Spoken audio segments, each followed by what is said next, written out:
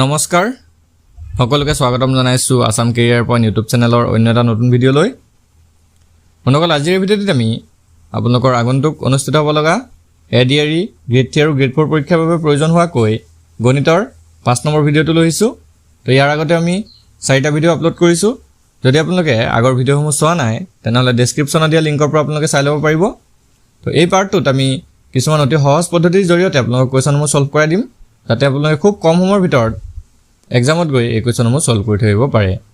বলক দেৰি নকৰাকৈ প্ৰশ্নসমূহ আলোচনা কৰোঁ প্ৰথম প্ৰশ্নটো হৈছে 20 মিটাৰ দীঘল এডাল জখলা এখন উলম্ব দেৱালত আউজাই থোৱা আছে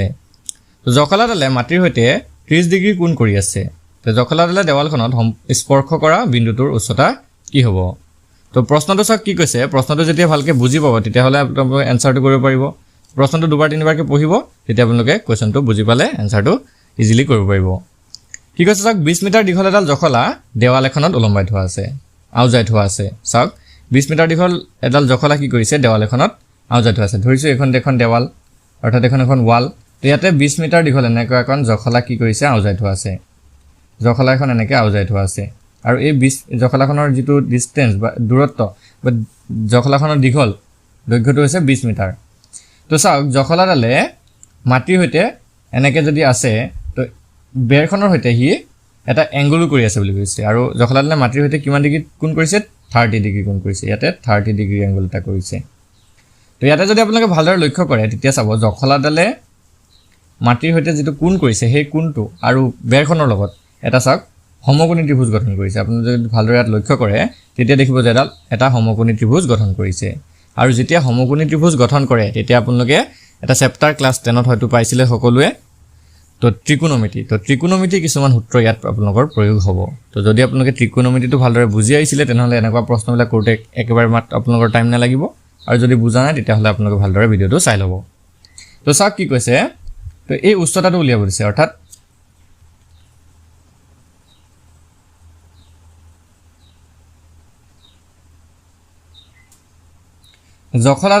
জখলাডালে যিটো বিন্দুৰ পৰা লাগি আছে জখলাডাল যিটো বিন্দুত আউজি আছে সেই বিন্দুটোৰ পৰা মাটিলৈকে যিটো উচ্চতা হ'ব সেই উচ্চতাটো উলিয়াব দিছে তো চাওক তো আমি ধৰিছো এই ত্ৰিভুজটো ABC বুলি ধৰিছো ABC ত্ৰিভুজৰ নিচিনা আকৃতি এটা লৈ আছে তাৰ কাৰণে আমি ABC ত্ৰিভুজ ধৰিছো তো চাওক B টো হৈছে ইয়াত সমকোণ আৰু C টো হৈছে 30 ডিগ্ৰী এংগল কৰি আছে আমাক প্ৰশ্নটো দিয়া আছে তো ইয়াতে কি হ'ব ভালকৈ আপোনালোকে প্ৰশ্নটো এবাৰ বুজি ল'ব যেতিয়া বুজি পাব তেতিয়া আপোনালোকে ইজিলি কৰিব পাৰিব তো কি হ'ব চাওক আমি কিছুমান সূত্ৰ ত্ৰিকোণমিতিত পাইছিলোঁ মই সাইডত আপোনালোকক সূত্ৰকেইটা দেখুৱাই দিম যাৰ যাৰ মনত নাই আপোনালোকে তেতিয়া মনত কৰি ল'ব তো সূত্ৰকেইটা আছিলে সাইন থিটা এনেকৈ আছিলে sine theta cos theta tan theta cosec থিটা সেক থিটা আৰু কট থিটা তো সাইন থিটাটো এনেকুৱা আছিলে এই ত্ৰিভুজটোত এতিয়া মই আৰু এটা ত্ৰিভুজ আঁকি দেখুৱাই দিছোঁ ধৰক এইটো এটা ত্ৰিভুজ এই ত্ৰিভুজটোত ABC ত্ৰিভুজটোত সমকোণ ত্ৰিভুজটোত বি কোণটো সমকোণ তো ইয়াতে তিনিটা বস্তু থাকিব ইয়াতে এটা তিনিডাল বাহু আছে আপোনালোকে সকলোৱে দেখিছে তো যিডাল AC ডালক কোৱা হ'ব অতিভুজ আৰু অতিভুজটোক H বুলি কোৱা হয় Hৰে দেখুওৱা হয় AC ডাল হৈছে অতিভুজ আৰু C কোণটোৰ ক্ষেত্ৰত BC টো হৈ যাব C ক্ষেত্ৰত ভূমি তো BC টো হৈ যাব কি ভূমিটোক B বুলি কোৱা হয় আৰু C কোণৰ ক্ষেত্ৰত AB টো হৈ যাব লম্ব আৰু লম্বটোক P বুলি কোৱা হয় তো ইয়াতে আমি সাইন থিটা মানে পাইছিলোঁ P/H তো মনত ৰাখিব সাইন থিটা মানে কি আছিলে P/H যাৰ যাৰ মনত আছে আপোনালোকে এতিয়া মনত পৰি যাব চাগে সাইন থিটা মানে পাইছিলোঁ আমি কি P/H অৰ্থাৎ কি লম্ব ডিভাইডেড বাই অতিভুজ তো এই ত্ৰিভুজটোৰ ক্ষেত্ৰত কি হ'ব চাওক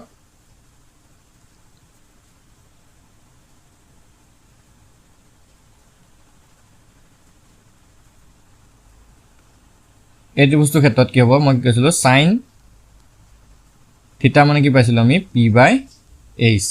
তো সাইন থিটা মানে আমি ইয়াত দেখিছোঁ 30 ডিগ্ৰী সাইন 30 ডিগ্ৰী মানে কি হ'ব P আমি কিমান পাইছোঁ P টো আমাক দিয়া নাই P টো হৈ যাব AB তো AB টো আমাক উলিয়াব লাগে আৰু H টো আমি জানো AC টো আমাক দি আছিলে 20 এতিয়া আমি সাইন 30 ডিগ্ৰীৰ মানটো জানো এখন লিষ্ট আপোনালোকে ক্লাছ 10 ৰ কিতাপত পাইছিলে সেই লিষ্টখন মই সাইডত লিখি দিম সাইন 30 ডিগ্ৰী কিমান সাইন 45 ডিগ্ৰী কিমান এনে ধৰণৰ লিষ্ট এখন আছিলে তো সাইন 30 ডিগ্ৰীৰ মানটো হৈছে 1/2 এটো আপোনালোকে মনত ৰাখি লব পৰীক্ষাত সহায়ক হ'ব তো sin 30 কিমানটো আছিল 1/2 আৰু ab/20 ab/20 তো ইয়াৰ পৰা আপোনালোকে হয়তো এটো বুজি পাইছে কেনে ধৰণৰ হ'ব তো এটো যদি আমি পূৰণ কৰি দিও এটো হৈ যাবগে 2ab এটো হৈ যাব 2ab আৰু এফালে হৈ যাব 20 * 20 ইয়াতে আমি ab টো এতিয়া উলিয়াই দিব পাৰিম ab টো হৈ যাব 20/2 20/2 আৰু 2 এ 20ক যাব 10 বাৰ তো আমাৰ ab ৰ ভ্যালুটো ওলাই গল যেটো উচ্চতা উলিয়াব দিছিলে মাটিৰ পৰা উচ্চতাটো উলিয়াব দিছিলে দেৱালখনত হেতু হৈ যাব 10 মিটাৰ তো 10 মিটাৰ হৈ যাব এটো উচ্চতা তো অপচন চাওক অপচন এ টো হৈ যাব কাৰেক্ট আনসাৰ অপচন এ টো হৈ যাব কাৰেক্ট আনসাৰ তো আশা কৰিছো সকলোৱে বুজি পাইছে তো এনে ধৰণৰ ত্ৰিকোণমিতিৰ যি কোনো ধৰণৰ প্ৰশ্নবিলাক আপোনালোকে মনত ৰাখিব লাগিব আৰু সূত্ৰকেইটা লগতে আপোনালোকে মনত ৰাখি যাব লাগিব নেক্সট কোৱেশ্চনটো কি দিছে চাওক যদি এ বি সি ৰ গড় বয়স 22 বছৰ আৰু বি আৰু সি ৰ গড় বয়স হয় 25 বছৰ তেন্তে 9 বছৰ পিছত এ ৰ বয়স কিমান হ'ব তো কি কৈছে চাওক এ বি সি ৰ গড় বয়স হৈছে 22 বছৰ এ বি আৰু সি ইহঁতৰ গড় বয়স হৈছে 22 বছৰ অৰ্থটো কি যে তিনিটাৰ বয়স যোগ কৰিলে হ'ব যেটো গড় হ'ব হেতু হ'ব 22 বছৰ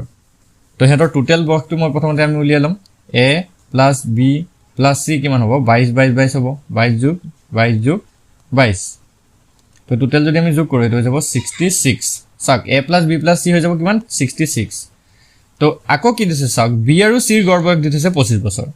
b আৰু c ৰ গড় বয়স দিয়া আছে 25 বছৰ তো b আৰু c ৰ গড় বয়স 25 বছৰ যদি হয় b ৰ হ'ব 25 আৰু c ৰ হ'ব 25 আৰু এটা যদি যোগ কৰো তেতিয়া হৈ যাব 50 চাওক ভালকে চাওক একদম ইজি হয় প্ৰশ্নটো তো চাওক b আৰু c টোটাল বয়স হৈছে 50 বছৰ a b c তিনিটাৰ হৈছে 66 বছৰ তো আপোনালোকে হয়তো নিশ্চয় ধৰিব পাৰিছে এৰ বয়সটো কিমান হ'ব এৰ বয়সটো হৈ যাব এতিয়া 66 - 50 চাওক কেনেদৰে হৈছে b আৰু c টো আমি গম পালোৱে b আৰু c টো 50 হ'ব বুলি আকৌ তিনটাৰটো আমি জানো a + b + c তিনিটাৰটো আমি 66 বুলি জানো তেতে এৰ বয়সটো কিমান হৈ যাব a সমান হ'ব 66 - 50 তো এৰ যদি বয়সটো আমি উলিয়াই যাও তে হৈ যাব 6 ৰ পৰা শূন্য গলে 6 এৰ প্লাস 6 ৰ পৰা গলে 1 6 পৰা 5 গলে 16 বছৰ তো এৰ বৰ্তমান বয়সটো হৈ গল আমাৰ 16 বছৰ তো প্ৰশ্নটো দিছে 9 বছৰ পিছত এৰ বয়স কিমান হ'ব তো 16 ৰ লগত সিম্পল 9 এটা প্লাস কৰি দিয়ক 16 16 9 হৈ যাবগে 25 16 9 হৈ যাব 25 তো চাওক অপচন কোনটো শুদ্ধ অপচন সি টো হৈ যাব শুদ্ধ তো 25 বছৰ অপচন কিটা অলপ খেলিমেলি হৈছে চাব তো মুঠতে এৰ যেটো 9 বছৰ বয়স হেতু হৈছে 25 বছৰ তো আশা কৰিছো এটো বুজি পাইছে সকলে এন ধৰণৰ যেবিলাক এভাৰেজৰ প্ৰশ্ন আছে বা গড় উলিয়াবলৈ থকা প্ৰশ্ন থাকে হেবিলাক সকলবিলাক চাই যাব যিমান পাৰে আপোনালোকে প্ৰেক্টিস কৰি যাব তো পৰীক্ষাত আপোনালোকৰ এনেকুৱা প্ৰশ্ন আহিবই অনুকল ইয়াতে আপোনালোকে এটা ইম্পৰ্টেন্ট কথা জনাই থওঁ যদি আপোনালোকে ম্যাথছ ৰিজনিং জিকে কাৰেন্ট এফেয়াৰ্স প্ৰিভিয়াস ইয়াৰ কোৱেশ্চনছ ইংলিশ গ্ৰামাৰ এই সকলোবিলাক সাবজেক্ট থকা পিডিএফ লব বিচাৰে তেনেহলে কেৱল মাত্ৰ 79 টকা পে কৰি পিনে আমাৰ পৰা এই সকলোবিলাক সাবজেক্ট থকা পিডিএফ বোৰ পাই যাব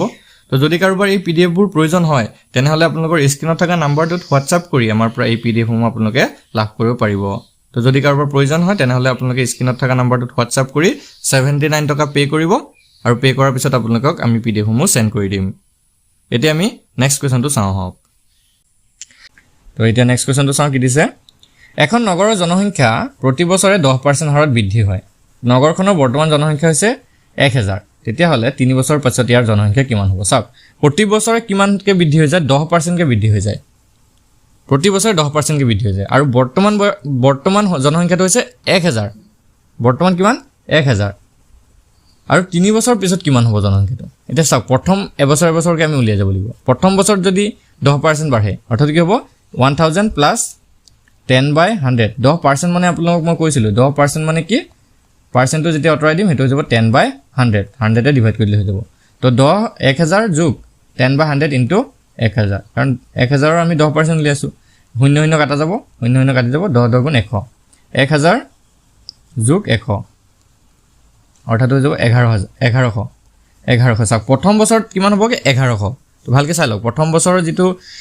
জনসংখ্যা হেতু হ'বগে 1100 ঠিক আছে তো দ্বিতীয় বছৰৰ জনসংখ্যাটো কিমান হ'ব চাওক দ্বিতীয় বছৰ এটা 1100 আমি কিমান উলিয়াম 10% উলিয়াম 1100 10% তো 1100 যোগ 10/100 ইনটু 1100 তো এটো 00 কাটা যাব 00 কাটা যাব 11 আৰু 10 পূৰণ হ'ব 1100 যোগ 110 তো এটা হৈ যাব 1100 যোগ 110 110 শূন্য এফালে হ'ব 1 1 1 2 1210 তো 2 বছৰ পিছত কিমান হৈ যাবগে 1210 চাওক 2 বছৰ পিছত হৈ যাবগে 1210 জনসংখ্যাটো হ'বগে 1210 এতিয়া আমি 3 বছৰ যেহেতু 3 বছৰ কথা কৈছে তো নেক্সট বছৰটো আমি উলিয়াই দিম আমি পাইছো এতিয়া 1210 ওলালে 2 বছৰ পিছত এতিয়া আমি 1210 ৰ 10% উলিয়াম যেহেতু বৃদ্ধি হৈ গৈ আছে সেইকাৰণে আমি প্লাস কৰি গৈ আছো তো 1210 প্লাস 10/100 ইনটু 1210 এটা 0 কাটিলে ইয়াত এটা 0 কাটিলে 0 0 কাটিলে তো এটো যাব 121 1210 যোগ 121 এটা 1210 ৰ লগত 121 যোগ কৰি দিম আমাৰ 3 বছৰ পিছৰ জনসংখ্যাটো ওলাই যাব 1 2 1 3 2 1 3 1 1331 1331 তো এটো হৈ যাব 1331 হ'ব 3 বছৰ পিছত 10% কে যদি বাঢ়ি থাকে 1000 চাওক জনসংখ্যাটো প্ৰথম বছৰত আছিল 1000 তো সেকেন্ড বছৰত হৈ গলগে 10% বাঢ়ি 1100 নেক্সট বছৰত হৈ গল 1210 আৰু এতিয়া তৃতীয় নম্বৰ বছৰত হৈ গল 3 বছৰ পিছত হৈ গলগে 1331 অৰ্থাৎ অপচন ডি টো হৈ যাব কাৰেক্ট আনসাৰ অপচন ডি টো হৈ যাব কাৰেক্ট আনসাৰ তো আশা কৰিছো সকলোৱে বুজি পাইছে যদি বুজি পাইছে আপোনালোকে কমেন্টত ইয়েস বুলি লিখি জনাই দিব এতিয়া আমি নেক্সট কোৱেশ্চনটো লাগ কৰো নেক্সট কোৱেশ্চনটো কি দিছে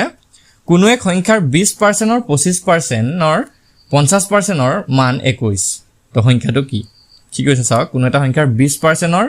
25% ৰ 50% ৰ মান 21 তে সেই সংখ্যাটো কি হ'ব তো আপোনালোকে চাগে ভাবিছে এটো খুব টান প্ৰশ্ন তো একেবাৰে সহজ পদ্ধতিত আপোনালোকে কৰিব পাৰিব তো ধৰি লৈছো আমি সংখ্যাটো x তো চাওক x ৰ কি কৈছে x ৰ 20% আকৌ তাৰ 25% আকৌ কি কৈছে তাৰো 50% সমান 21 যদি হয় তেতিয়া এই সংখ্যাটো কি হ'ব এতিয়া মই কৈছো পাৰ্সেন্ট কিটা আপোনালোকে যদি উঠাই দিয়ে তেতিয়া 100 হৰণ কৰি দিলে হৈ গল তো x পূৰণ 20/100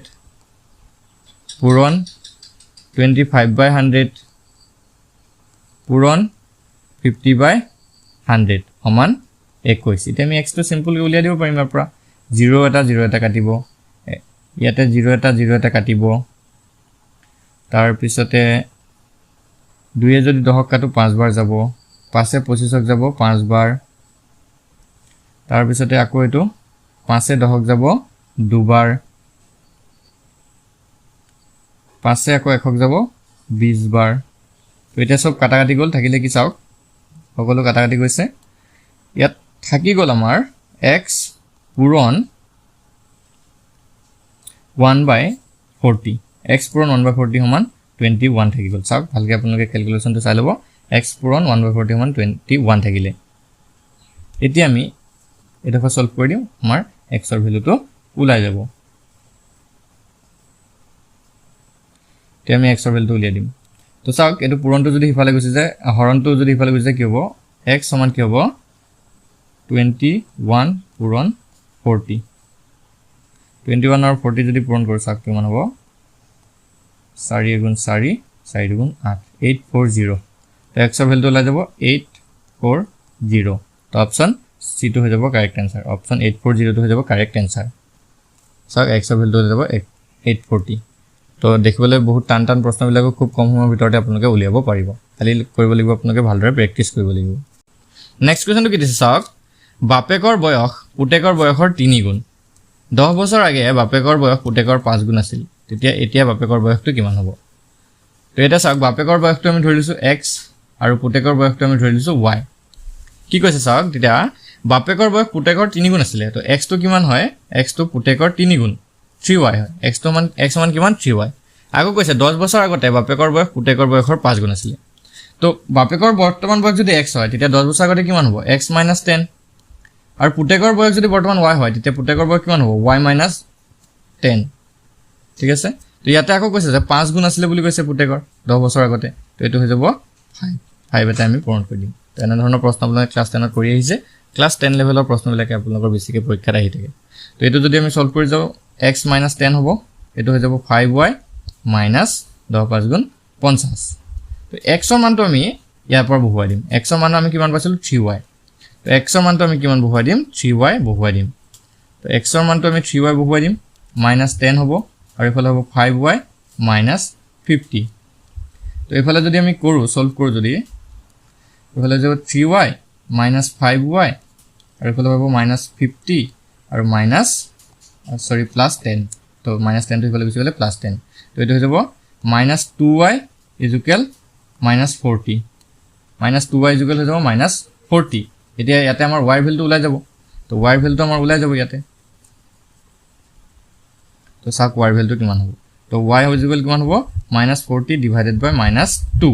মাইনাস মাইনাস ক্যান্সেল হ'ব 2 এ 40 যাব 20 তো 20 হৈ যাব y ভ্যালুটো কিমান হৈ যাব 20 মানে পুতেকৰ বয়সটো কিমান হৈ যাব 20 বছৰ পুতেকৰ বয়সটো যদি 20 বছৰ তেতিয়া